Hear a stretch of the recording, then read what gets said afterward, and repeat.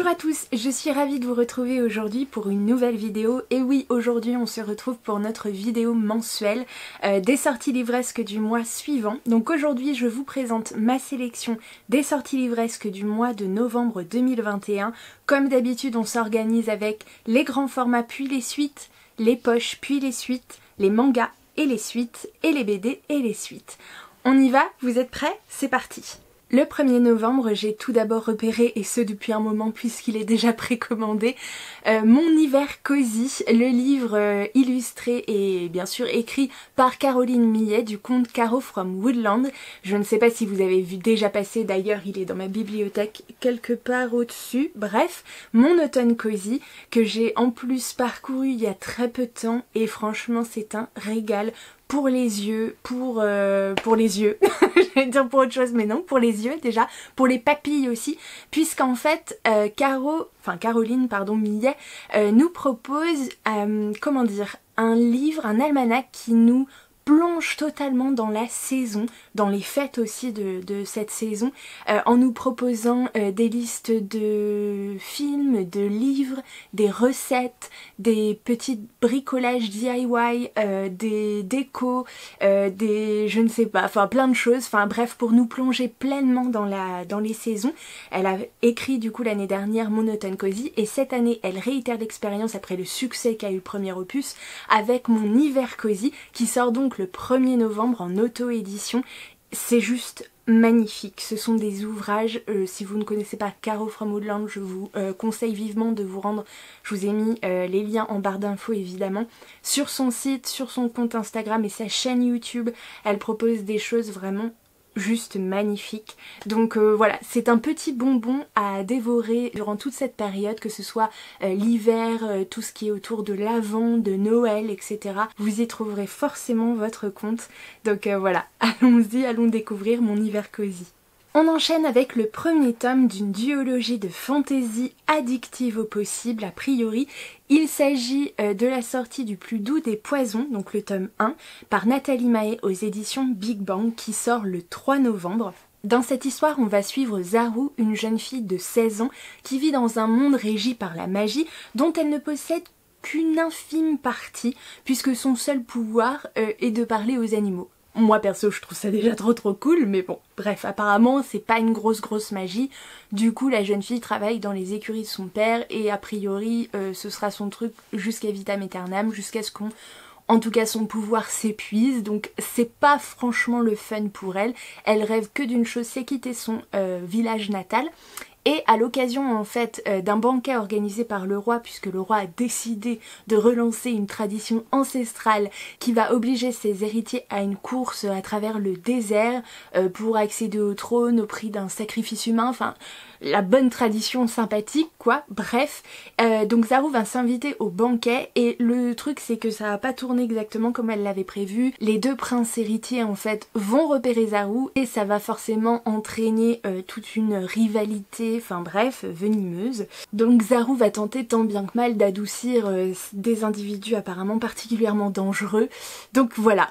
Est-ce que c'est un triangle amoureux? Est-ce que ça n'est pas ça du tout? Là pour le coup, aucune idée. En tout cas la couve est plutôt intrigante, le résumé aussi. Pourquoi pas, c'est une duologie, on s'embarque pas pour une saga à rallonge. Donc voilà, j'attendrai peut-être d'avoir quelques avis si jamais je dois me lancer. On enchaîne avec une petite romance de Noël, et oui, le 3 novembre sort Les 12 Noëls de Kate par Jenny Bayliss aux éditions Hauteville. Dans cette histoire, on suit Kate Turner, Kate qui est une célibataire parfaitement heureuse, surtout depuis qu'elle est revenue vivre dans son village natal. Elle passe tout son temps libre à surtout ne pas penser à l'amour et à faire des pâtisseries pour le café de son amie d'enfance Matt.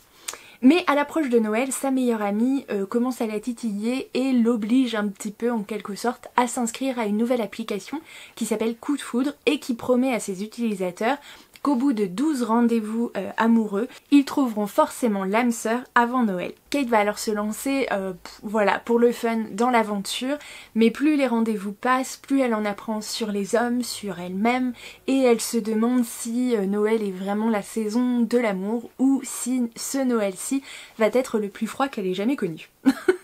Bref, une petite comédie romantique qui semble, comme ça en tout cas a priori, assez légère, donc pourquoi pas une lecture à l'approche des fêtes de fin d'année. On enchaîne avec une sortie le 3 novembre et c'est toujours dans les comédies romantiques de Noël. Comédie, je sais pas trop. Je vous avoue que j'ai beaucoup hésité sur ce titre-là, mais il y a 3 choses qui m'ont un peu fait craquer. Il s'agit d'Avec toi, les rêves fleurissent sous la neige de Mary McFarlane aux éditions Harlequin. Et dans cette histoire, on va suivre Eve qui est une jeune femme somme toute à peu près normale.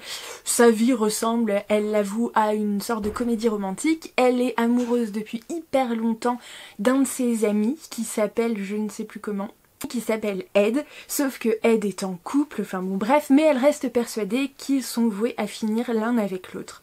Ça jusqu'à ce qu'il y ait une sorte d'événement, d'accident en fait, qui cause la mort d'une de ses amies, donc Suzy, et cet accident en fait va faire complètement imploser le groupe d'amis qu'elle a, donc voilà, Ed, Suzy, blablabla, bref. Donc voilà, ça va révéler des secrets sur les uns et sur les autres.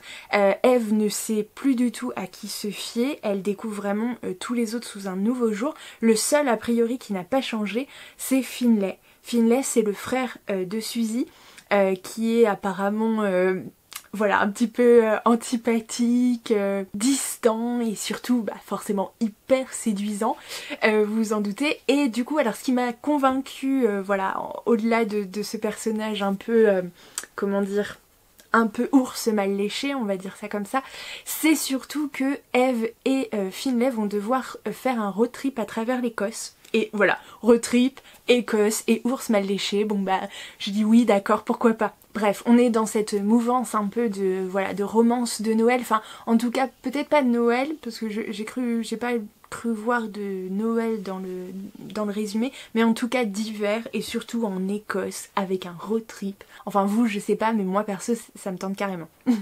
On continue avec les sorties Harlequin, toujours le 3 novembre, et cette fois-ci j'aimerais vous parler de Cette année on échange nos cadeaux et nos vies de Maggie Knox. Donc pour info, Maggie Knox c'est en fait le pseudonyme de 2 autrices bien distinctes, dont il va falloir que je regarde mes notes pour vous ressortir leur nom parce que je m'en souviens plus, ça y est.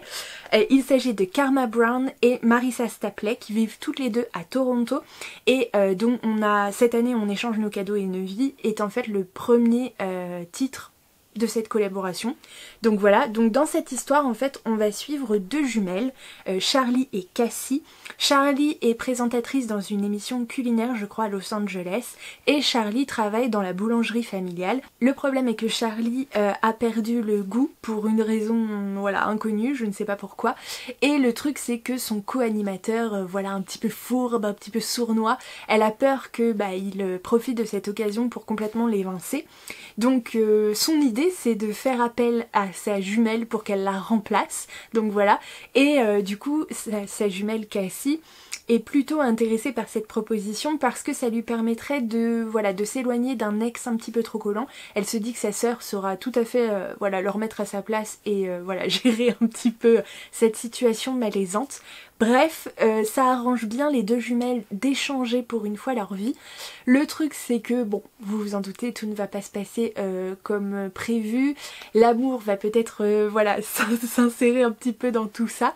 Donc voilà, je trouve ça assez intéressant. Les 2 jumelles vont avoir 12 jours avant Noël pour remettre la vie de l'autre en fait à peu près en ordre. Donc voilà, je trouve que c'est assez rigolo comme principe et ça peut être assez sympathique à suivre, donc pourquoi pas. On enchaîne avec une sortie toujours le 3 novembre, mais cette fois chez Milan. Il s'agit de The Life of Sense, donc Mythes et miracles du Grishaverse de Leigh Bardugo. Alors je ne vous dirai pas grand chose franchement sur ce livre. Ce que j'ai cru comprendre, la vie des saints, il en existe plein, c'est les hagiographies en fait, les vies des saints dont on parle en fait dans l'univers de Grisha.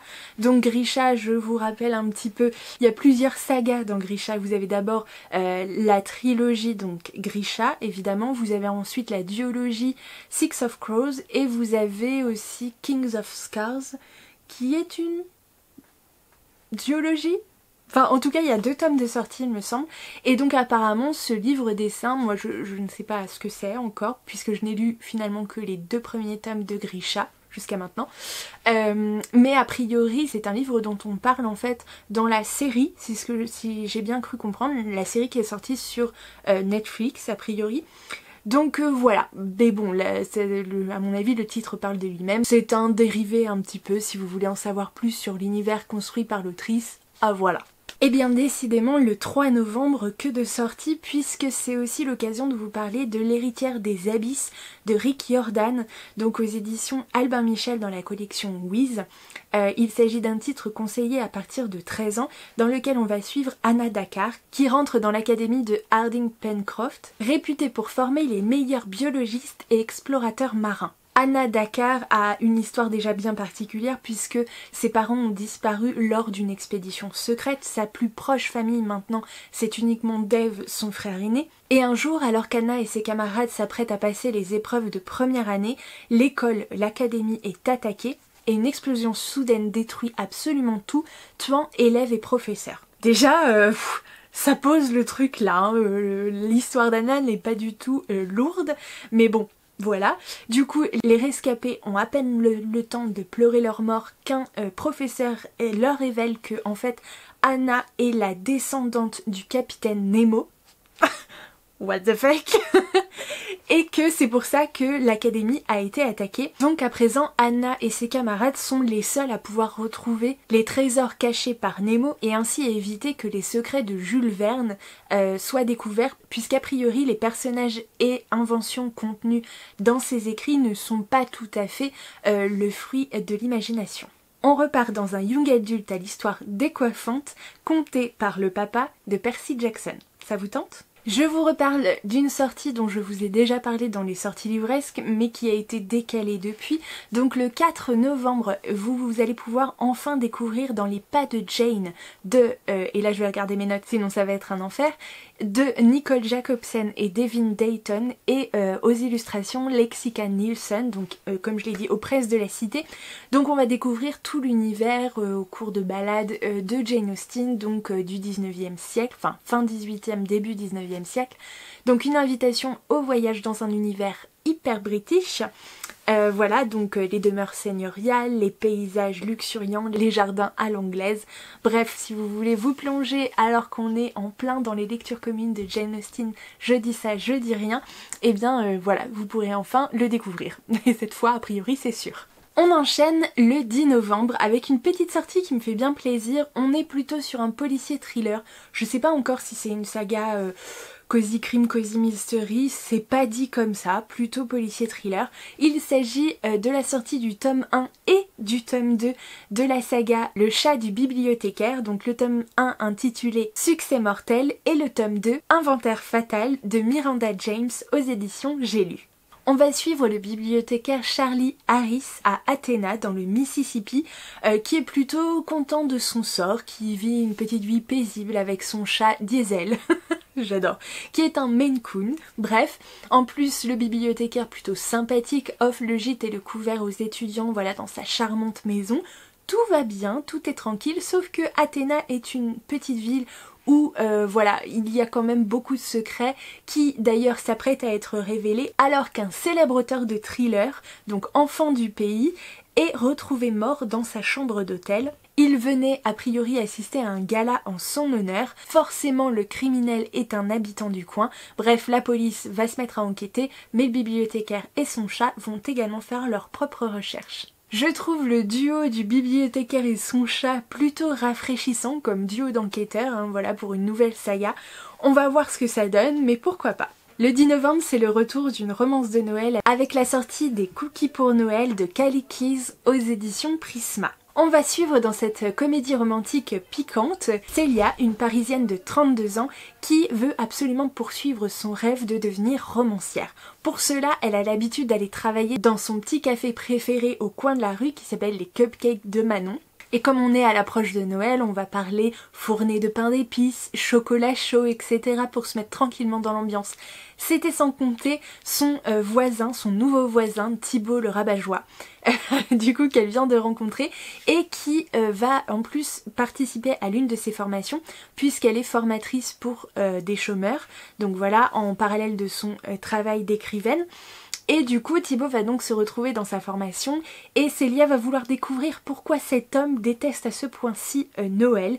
C'était sans compter en fait les problèmes financiers que va rencontrer sa pâtissière préférée, donc Manon, et Célia va alors décider d'organiser un concours de cookies pour Noël en espérant redresser un petit peu la barre. On va donc voir si la magie de Noël va opérer ou pas. A priori je vous dirais qu'il y a de grandes chances que la magie fonctionne puisque sinon ce livre n'aurait aucun intérêt. Le 17 novembre c'est enfin la sortie de Sherlock Holmes et le démon de Noël de James Lovegrove chez Brajlon. On est ici sur une sortie, alors je ne sais pas si c'est la suite déjà des écrits de Sherlock Holmes par James Lovegrove. Honnêtement, il n'y a pas de numéro, il n'y a pas de tome, etc. Mais en tout cas, a priori, c'est quand même toujours dans le même univers. On est toujours à la fin du 19e siècle. On va toujours suivre Sherlock Holmes et son acolyte, le docteur Watson, avec des enquêtes un petit peu, voilà, dans un univers steampunk, fantasy, imaginaire. Bref, car du coup, James Lovegrove est un écrivain britannique, on le sait, très réputé, du coup qui voue une véritable passion à l'univers de Arthur Conan Doyle, mais aussi à celui d'H.P. Lovecraft. Il va alors mêler les univers de ces deux célèbres auteurs pour en faire un sacré hommage. Je vous avoue que le tome qui fait partie des dossiers de Cthulhu est déjà dans ma pile à lire, voilà, et c'est déjà Sherlock Holmes et les ombres de Shadwell, qui est juste magnifique, qui est très shiny. Oui, les pages sont en or. Moi je ne sais pas quoi dire, comment faire plus beau, je ne sais pas. Donc là, est-ce qu'on va parler aussi de ce genre de créatures comme Cthulhu? Mystère, mais en tout cas, Sherlock Holmes à Noël, moi perso, je dis carrément oui. Et pour finir, j'ai repéré un titre qui sort normalement le 30 novembre, donc il s'agit d'un ex sous le sapin de Marie Florissoum aux éditions Alter Real ou Alter Real, je sais pas du tout comment ça se prononce, pardon. Alors je vais vous lire le résumé. C'est encore une comédie, enfin une romance de Noël, hein, donc voilà, en même temps on s'approche de plus en plus donc c'est un peu normal. Les projets de Noël de Sophia, productrice d'une grande émission télévisée, tombent à l'eau. Ou plutôt, ils sont pris dans une tempête de neige. C'est une catastrophe, elle ne peut pas rejoindre sa famille dans le Nevada pour les fêtes de fin d'année. Elle était censée y retrouver Nolan, l'homme de sa vie, ils devaient se fiancer. Et pour couronner le tout, le mauvais sort s'acharne. Sophia est obligée de cohabiter avec son nouveau voisin, Victor Parrish, un ex-petit ami aussi sexy qu'exaspérant. Ce n'est pas pour rien s'ils ont rompu. C'est évident, le karma a une dent contre elle, ou a décidé de jouer les cupidons. Parce qu'après tout c'est Noël, et Sophia pourrait trouver un cadeau bien plus grand que celui auquel elle s'attendait, l'amour, évidemment, même s'il risque de mettre son avenir en péril. Voilà. Bref, je trouve voilà, le titre et la couverture assez sympathiques. Donc voilà, si vous voulez finir tranquillement le mois de novembre et attaquer la saison voilà, avant Noël, avant Noël, ça peut être très sympathique. On enchaîne cette fois avec les suites de saga et on commence dès le 3 novembre puisque sort le tome 2 des enquêtes des sœurs Brontë qui s'intitule Les os du diable de Bella Ellis aux éditions Hauteville. On retrouve cette magnifique couverture proposée par les éditions Hauteville. On est sur une sorte de petit cosy mystery, voilà, comme on l'aime, qui met en scène bien sûr les trois sœurs Brontë, hein, qui voilà, sont de vraies autrices du 19e siècle si je dis pas de bêtises. On enchaîne le 3 novembre avec la sortie des tomes 3 et 4 des enquêtes de Lady Rose, donc le tome 3 qui s'intitule Raison et Châtiment et le tome 4 Passion et Trahison d'M.C. Beaton aux éditions Albin Michel. Ce sont les derniers tomes de cette saga Cosy Mystery dont moi j'ai lu les 2 premiers tomes. Oui, une fois n'est pas coutume, j'ai lu déjà les 2 premiers tomes, je suis à jour.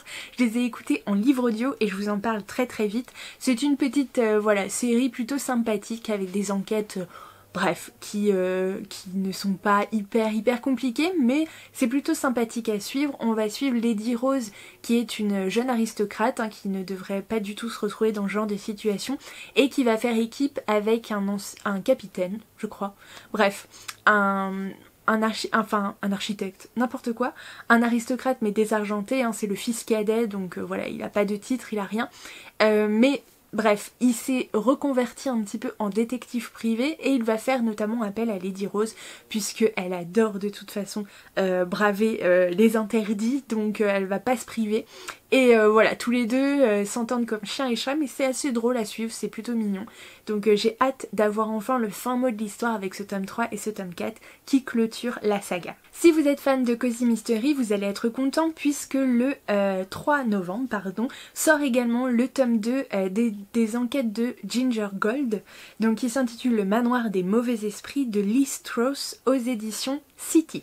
Alors je ne pourrais absolument rien vous dire sur cette saga, sauf que c'est un cosy crime ou cosy mystery, je ne sais pas, avec voilà un personnage pareil dans les années un petit peu folles. Je m'abstiendrai de dire quoi que ce soit sur cette saga cosy crime, cosy mystery, je ne sais pas du tout ce que ça vaut. J'ai cru comprendre que le premier tome avait beaucoup plu, moi perso je me suis pas encore penchée dessus, mais voilà, c'est à noter quand même dans un coin de notre wishlist. On enchaîne avec la sortie le 4 novembre du tome 2 de la saga Alma, qui s'intitule L'Enchanteuse de Timothée de Fombelle aux éditions Gallimard Jeunesse. C'est encore une magnifique couverture que sort Gallimard pour cette saga concernant Alma. Je n'ai pas du tout encore découvert le tome 1, mais c'est dans ma wishlist parce que Timothée de Fombelle, moi je suis tombée littéralement amoureuse de sa plume avec le récit, le livre de Perles que j'ai adoré.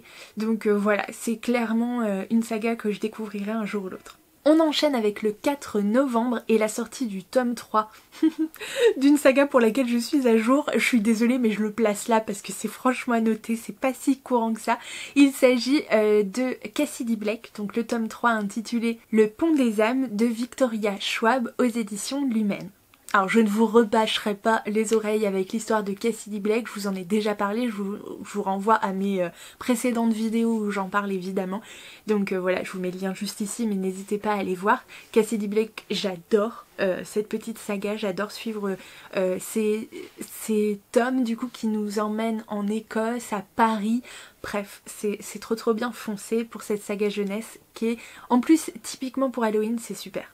Et alors là on monte en intensité tellement je suis contente que ces tomes-là sortent. Le 10 novembre on va pouvoir découvrir, et cette fois je ne me trompe pas, j'ai vérifié, la sortie du tome 3 de la saga Steam Sailors, intitulé Le Passeur d'âme d'Ellie S. Green aux éditions Gulfstream. Pareil, je ne vous rebâcherai pas les oreilles avec Steam Sailor, j'en ai fait un concours avec Gulfstream tellement j'ai adoré ce tome 1 pour vous le faire gagner. Franchement j'ai lu le tome 1 qui est trop bien. Le tome 2, on va se faire d'ailleurs la lecture commune avec Aurélia du compte Amita Books. On vous invite d'ailleurs à nous rejoindre sans aucun souci. Ça se passe les 15 premiers jours de novembre et après on pourra découvrir voilà, le tome 3 de cette saga. D'ailleurs je crois que c'est la fin de la saga puisque c'est une trilogie.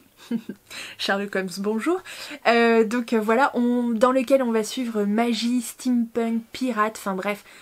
Le premier tome était ébouriffant, j'ai vraiment hâte de découvrir ce qui va se passer dans le tome 3. C'est en plus une autrice qu'on a pu rencontrer qui est absolument adorable. Donc vraiment n'hésitez pas, si vous ne connaissez pas encore Steam Sailors, foncez. On enchaîne avec les sorties poche et le 3 novembre sort Les Sœurs Charbret en version intégrale de Cassandra O'Donnell aux éditions J'ai lu. On est ici sur une romance historique, je vais d'ailleurs vous lire le résumé parce que moi perso je ne connaissais pas du tout. Donc le mariage, Morgana Charbret refuse d'en entendre parler. Sa passion dévorante pour les sciences, la gestion de son domaine et l'éducation de ses 3 jeunes sœurs emplissent assez sa vie sans qu'elle ait besoin de s'encombrer d'un époux. Lorsqu'elle accompagne sa cadette Rosalie faire ses débuts à Londres, elle est à 1000 lieues d'imaginer que sa beauté et son caractère emporté vont attirer l'attention du célibataire le plus convoité de la haute société, l'insupportable et irrésistible duc de Greenwald. La talentueuse et secrète Rosalie Charbret ne parvient pas à y croire. Le comte de Langford cherche visiblement à ruiner son bonheur et son futur mariage avec le charmant vicomte d'Eggfield. Mais si elle n'entend rien aux motivations de celui qui l'a séduite puis abandonnée 2 ans plus tôt, elle est bien décidée à sortir victorieuse de la guerre que ce diable d'homme vient de lui déclarer. Bon bah voilà, moi je dis ça, je dis rien, si vous voulez une petite romance historique, eh ben c'est par là qu'il faut aller. Le 3 novembre, c'est ensuite, et là je suis particulièrement contente de vous parler de ce livre, puisqu'il s'agit d'un cosy mystery français. Et ben ça arrive pas souvent, donc vraiment c'est à noter. Il s'agit du premier tome des Enquêtes du Louvre, donc intitulé Enquête étrusque au Louvre, de Carole Declercq aux éditions City Poche. Dans cette histoire, on va suivre Anna Stein, qui est une jeune femme qui vient d'ouvrir un cabinet d'expertise d'art à Paris, mais la jeune femme est farouchement indépendante et a un fort caractère qui fait plutôt grincer les dents. Alors quand le milliardaire François Borelli lui demande d'expertiser sa collection, c'est enfin la reconnaissance qu'attendait Anna. Le problème, c'est que quelques jours plus tard, le milliardaire est retrouvé mort. Alors certes, il était malade et avait déjà un pied dans la tombe, mais on a peut-être précipité un petit peu les choses. La question se pose particulièrement lorsque plusieurs cadavres se mettent à apparaître dans l'entourage du collectionneur. Anna se sent évidemment alors obligée de mener l'enquête. Pour cela, elle va être aidée d'un lord anglais. Elle est courtisée par un policier italien et en plus, elle est poursuivie par un ex un peu collant. Bref, Anna ne sait plus trop où donner de la tête, mais il va falloir qu'elle soit assez concentrée, qu'elle ait les pieds assez sur terre, puisque plongée dans une histoire de trafic d'œuvres d'art, sa vie pourrait être également particulièrement en danger. Concernant les suites en version poche, eh bien ça va aller vite puisque je n'ai repéré qu'un titre à vous soumettre. Il s'agit du tome 2 de la saga La Villa aux étoffes, intitulé Les filles de la Villa aux étoffes, par Anne Jacobs aux éditions 10-18, qui sort le 4 novembre. Concernant cette saga dont je n'ai toujours pas découvert le premier tome, je ne pourrais pas vous dire grand chose, excepté qu'il s'agit d'une saga familiale historique a priori, si j'ai bien compris. On se rapproche un petit peu de l'ambiance, en tout cas de l'univers de Downton Abbey, donc si vous êtes fan de la série ou du genre, eh bien n'hésitez pas à vous plonger dans la saga La Villa aux étoffes. On enchaîne avec les mangas et la sortie le 3 novembre d'un spin-off, en tout cas du premier tome d'un spin-off. Il s'agit de La cuisine des sorciers, le tome 1, par Hiromi Sato d'après Kamome Shirahama aux éditions Pika. C'est évidemment une série spin-off de la première série originale, donc L'Atelier des Sorciers par Kamome Shirahama, toujours aux éditions Pika. On va y suivre une partie des personnages de la saga originale qui vont mêler un petit peu magie et cuisine. On va d'ailleurs retrouver certaines des recettes à la fin de chaque chapitre qu'on peut véritablement utiliser, donc avec les vrais ingrédients. Et Hiromi Sato ne s'attarde pas uniquement sur ce verset cuisine de la saga, mais également sur la personnalité de certains des personnages avec des portraits particulièrement touchants. Bref, si vous aimez l'univers de l'Atelier des Sorciers, c'est le moment de prolonger le plaisir avec cette nouvelle série. Le 10 novembre, c'est ensuite la sortie d'un webcomic, donc en version papier, puisqu'il s'agit du tome 1 de Crush of Lifetime de Alim J. Wong et de Yenwoo Kim. Pardon pour la prononciation, j'ai dû écorcher les noms plus que de raison, mais bon bref, chez Kabooks évidemment, puisque Kabooks se spécialise un petit peu dans l'édition des webcomics, donc en version papier, webtoon, webcomic, hein, on s'entend. On va y suivre donc une jeune fille qui est un petit peu dans l'ombre de la célébrité de sa mère, si j'ai bien compris. Elle a un compte Instagram avec des milliers d'abonnés, mais finalement elle n'est jamais tombée amoureuse, elle n'a jamais eu de petite amie. Mais arrivant au lycée, elle espère combler un petit peu ce vide, sauf qu'elle va très vite se retrouver en binôme avec Jo Ki-sung ou un truc comme ça, bref, peu importe. Un voisin un peu distant et qui ne semble absolument pas s'intéresser à sa popularité. Bref, on sent la petite romance sous-jacente. Je n'ai pas découvert ce webcomic, je ne saurais pas vous en dire plus, mais a priori, voilà, si ça vous intéresse, ou si vous voulez découvrir par la version papier, eh bien ce sera le moment. Concernant les suites, très rapidement, eh bien le 3 novembre, on va pouvoir découvrir le tome 9 de la saga dont je vous ai parlé tout à l'heure, L'Atelier des Sorciers de Kamome Shirahama aux éditions Pika. Je vous avoue que sur cette série, qui fait un carton semble-t-il, moi je n'ai découvert que le premier tome, que j'ai trouvé sympathique, mais qui m'a pas obligée à acheter la suite, en tout cas pour l'instant, mais je pense que je découvrirai par la suite. En tout cas, vous savez déjà maintenant que le 9e tome va sortir. On enchaîne avec une série manga pour laquelle je suis beaucoup plus à jour, alors pas tout à fait mais presque. Le 4 novembre, c'est la sortie du tome 4 du Renard et du Petit Tanuki de Mitagawa aux éditions Kiyun. C'est une de mes petites séries manga chouchou. Moi perso, j'adore le dessin, j'adore l'histoire. Si vous aimez les animaux, si vous aimez les esprits asiatiques, si vous aimez voilà tout le folklore des esprits, des animaux, bref, c'est vraiment super sympathique avec des personnages ultra attachant, donc vraiment je vous la conseille à 1000%. Moi j'ai découvert les 2 premiers tomes, j'ai adoré l'un et l'autre, j'ai le tome 3 dans ma pile à lire, donc voilà, ça devrait pas tarder, mais voilà, c'est une petite série vraiment hyper sympathique, avec aussi un peu d'action, donc c'est assez sympa. Le 12 novembre, c'est ensuite la sortie du tome 2 sur 3 de la saga Secrets of Magical Stone de Marie Mu aux éditions Vega Dupuis. C'est ma petite Laetitia qui m'a offert très gentiment le premier tome de ce manga que j'avais mis dans ma wishlist et vraiment que je vais découvrir sous peu, croyez-moi. Donc voilà, le tome 2 sort très bientôt, ce qui tombe très bien, comme ça je pourrais peut-être enchaîner. Et c'est une petite série qui se termine, donc comme je vous le disais, en 3 tomes. Vous ne vous engagez pas non plus sur du trop long terme, c'est plutôt sympathique, les dessins sont hyper mignons, j'ai hâte de découvrir cette histoire.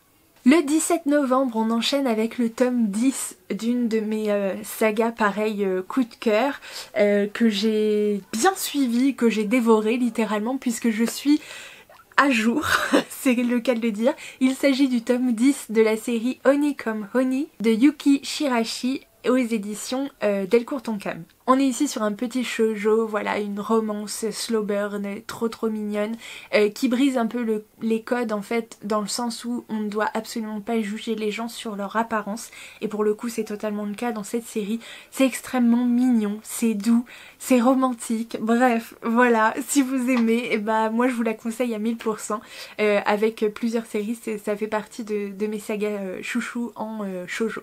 Mais comment vais-je faire pour me restreindre, moi qui voulais entamer une pseudo voilà, période de no-buy, je sais pas comment je vais faire, puisque le 24 novembre sort le tome 3 du manga The Elf and the Hunter de Umetaro Aoi aux éditions Soleil Manga. Là pareil, je ne m'éterniserai pas, mais je vous ai parlé 1000 fois de ce petit manga dont j'ai découvert le premier tome, j'ai le tome 2 dans ma pile à lire d'ailleurs. On va suivre une petite elfe Magritte et son chasseur personnel Yura, dont je suis absolument fan. Les 2 personnages sont hyper attachants avec des personnalités totalement opposées, mais on adore et c'est extrêmement doudou, c'est des petites scénettes, bref, un bonbon. Et pour finir ces suites de mangas, on va pouvoir voir apparaître le 26 novembre normalement la saison 2 d'un manga très connu, je vous avoue avec qui j'ai une relation en dents de scie. Il s'agit donc du tome 1 de la saison 2 de La Petite Faiseuse de Livres de Miyakazuki et Suzuka aux éditions Ototo. On enchaîne maintenant avec les sorties BD et là c'est pareil, il y a trop de titres qui me hype de fou, donc ça va aller direct dans ma wishlist. D'ailleurs le 3 novembre sort Et à la fin, il meurt. La seule vérité sur les contes de fées de Lulubi aux éditions Delcourt. Alors je ne sais pas si vous avez vu passer déjà un petit peu ce titre sur les réseaux. C'est un titre qui fait quand même 248 pages, donc il y a moyen d'en profiter un bon petit moment.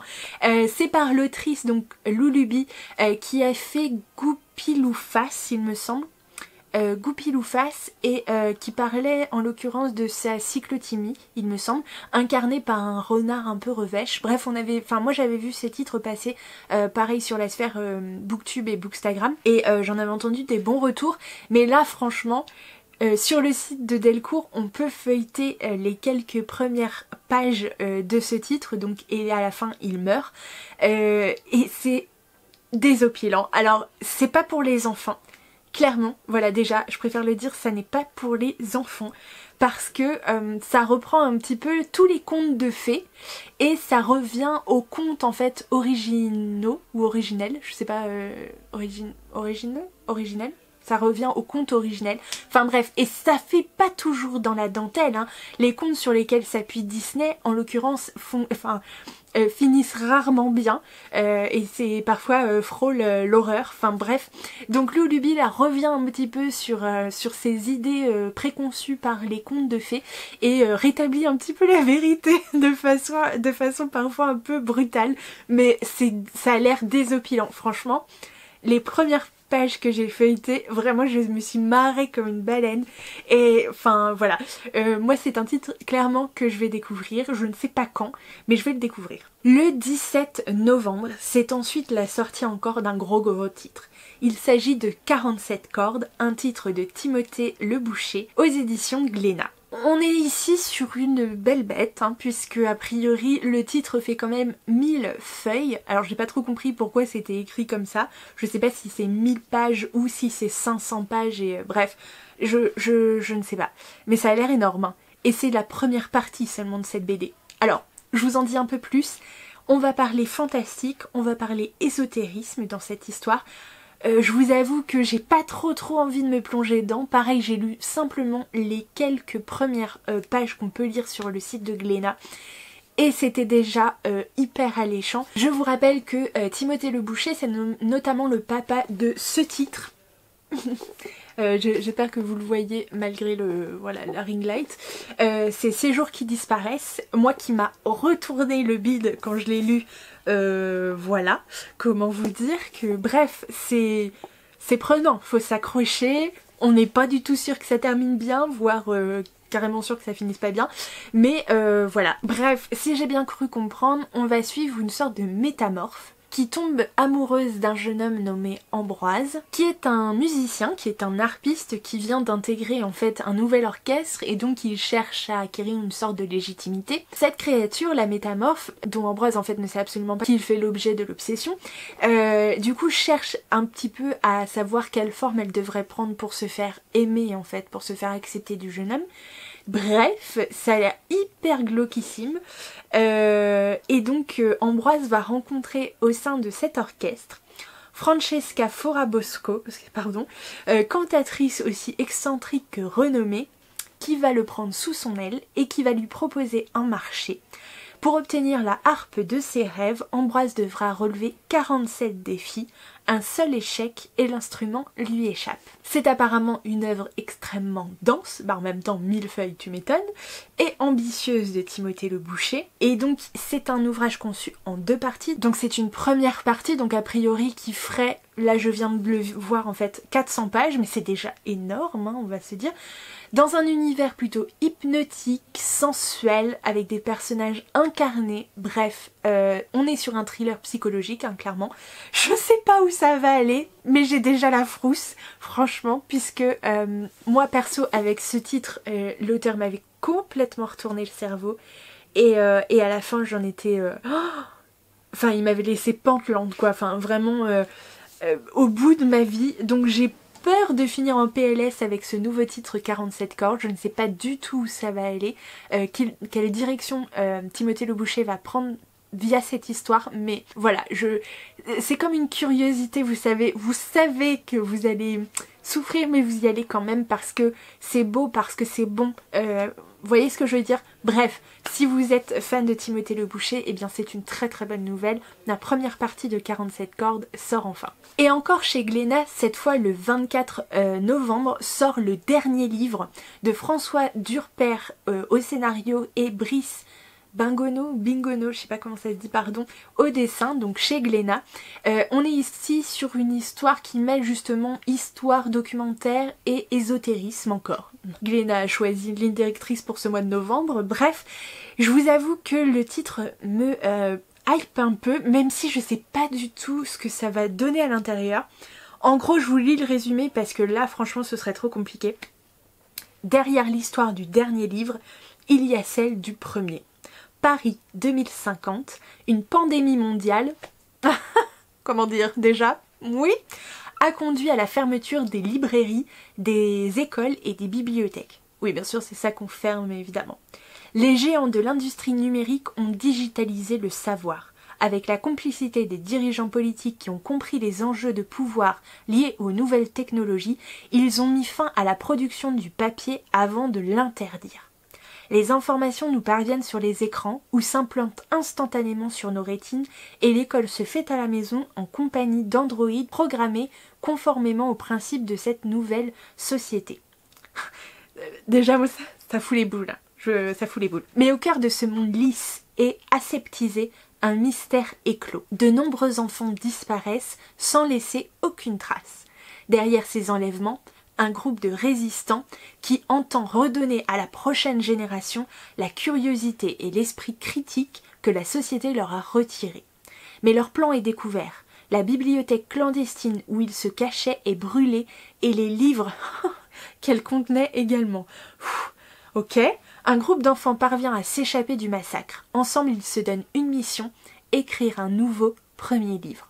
Thriller d'anticipation réaliste, le dernier livre s'apparente à une lettre d'amour au support papier et offre en parallèle de son enquête une réflexion sur l'histoire du livre. Soutenu par les ambiances sombres et soignées de Brice Bingono, François Durper construit un ouvrage pertinent qui pousse à s'interroger sur le rôle essentiel de la littérature dans la construction de l'humanité. Pof. Est-ce que c'est pas un résumé genre qui se pose là aussi et qui vous donne trop envie? Genre on est bien sûr sur une histoire voilà d'épidémie mondiale et tout, bon ça fout un peu les boules parce que malheureusement on est encore dans cette période un peu compliquée, et en même temps sur cette histoire du livre, du premier dernier livre, sur cette réflexion sur l'humanité et l'importance du coup de sa construction par la réflexion, par la libre pensée, par la littérature, enfin mon dieu, je trouve ça trop bien. Bref, un thriller d'anticipation, moi qui me met vraiment l'eau à la bouche. On enchaîne toujours le 24 novembre avec la sortie de deux choses voilà, dont je vais vous présenter tous les deux puisque ça sort le même jour chez le même éditeur et ça fait partie du même univers. Donc il s'agit du livre Alice le Carrousel par Benjamin Lacombe aux éditions Soleil dans la collection Métamorphose évidemment, qui sort le 24 novembre. Et voilà, c'est à l'occasion des 150 ans de l'autre côté du miroir, donc que Benjamin Lacombe use de la magie du carrousel et propose un tour d'horizon de l'univers d'Alice imaginé par Lewis Carroll. Donc ça c'est ce que dit un petit peu la présentation sur le site de la maison d'édition. Et donc voilà, bref. Et en parallèle, la maison d'édition, et là c'est moi ça me hype de fou, a décidé de sortir également Alice le jeu de cartes. Et toujours illustré par Benjamin Lacombe. Donc comment vous dire, on est ici quand même sur un luxueux coffret contenant 54 cartes illustrées par Benjamin Lacombe. Donc voilà, réinterprété tant au niveau de la composition que du graphisme, et un livret agrémenté des personnages des romans Alice au pays des merveilles et de l'autre côté du miroir. Bref, chaque symbole incarne une émotion, l'amour, la contrariété, l'irritabilité et le bonheur. Un magnifique jeu collector à s'offrir ou offrir. Comment faire pour résister? Je ne sais pas. Bref, bon courage à vous. Moi, je vous le pose là comme ça. Ça a l'air juste magnifique. Les illustrations de Benjamin Lacombe, moi, j'en suis fan. J'ai d'ailleurs un premier titre de Alice au pays des merveilles, d'ailleurs, dans cette même édition, dans cette même collection. Bref, que je n'ai pas encore pris le temps de découvrir, mais je vais le faire, c'est promis. En tout cas, on passe à la suite. On finit avec quelques titres BDesques. Donc le 3 novembre sort le tome 3, le dernier et troisième tome d'ailleurs, de la saga Les Artilleuses, donc qui s'intitule Le secret de l'elfe, par Étienne Willem et Pierre Pével, bien sûr, aux éditions Dracou. Je vous en ai rabâché les oreilles aussi, je ne m'étendrai pas ici. Les Artilleuses, c'est l'univers imaginé par Pierre Pével avec Le Paris des Merveilles. On est sur une sorte de récit steampunk, etc. où on suit, en tout cas dans le premier tome, 3 personnages féminins dont je vous laisserai découvrir l'histoire. Bref, c'est hyper sympathique, l'univers est riche, foisonnant, le scénario était enlevé, rythmé, bref, c'était hyper sympa à suivre.